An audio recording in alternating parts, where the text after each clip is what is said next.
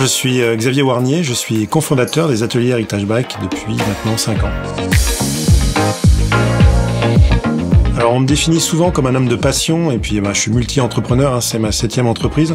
Après je pense que oui, effectivement c'est la passion, les convictions et la peur de pas grand chose en fait qui fait que chaque jour on arrive à avancer un petit peu différemment des autres mais on avance. L'entreprise, elle s'est créée en fait avec 2 personnes, avec Guillaume et moi.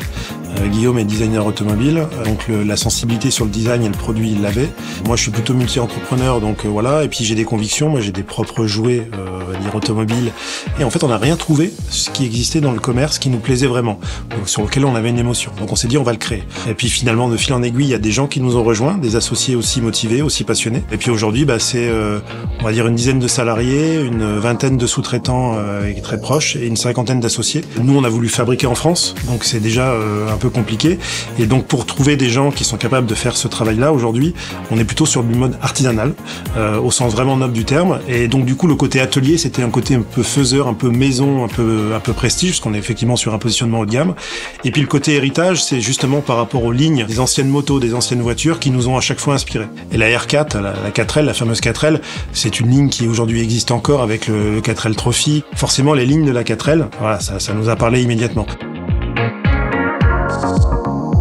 Dans l'électrique, aujourd'hui, la plupart des produits qui sortent sont sur une ligne futuriste, pour bien montrer une différence avec le thermique. Encore une fois, ce qui me fait vibrer, ce sont les lignes intemporelles, le vrai design pur, et je m'inspire plus effectivement des motos ou des autos mythiques.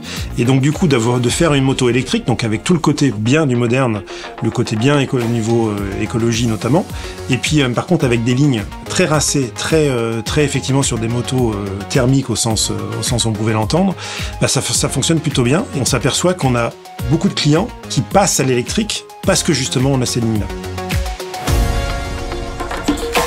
La R4 et la moto qu'on a sortie, elles ont effectivement ce commun sur l'aventure, mais dans l'aventure au sens liberté.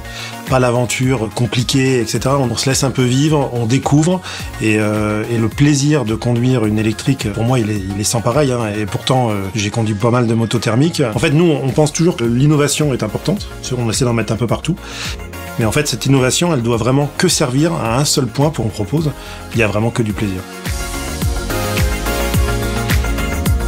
Je trouve génial cette proposition de Renault de faire participer en fait à un renouveau d'une voiture mythique qui va certainement faire beaucoup de bruit, de faire venir des entreprises qui ont des valeurs aussi certainement communes, qui sont forcément moins dans le projecteur d'habitude. Je trouve ça assez extraordinaire et puis de jouer une vraie collaboration, c'est-à-dire qu'on est parti vraiment de notre vrai produit. J'ai rencontré que des gens passionnés et passionnants aussi, qui avaient une expertise de dingue, qui se sont servis aussi de notre expertise. Au final, on arrive à un produit où je pense qu'on est tous très contents de ce produit, qu'on va présenter ensemble avec une histoire différente, mais finalement on va dans le même sens. On est très très fiers en tout cas.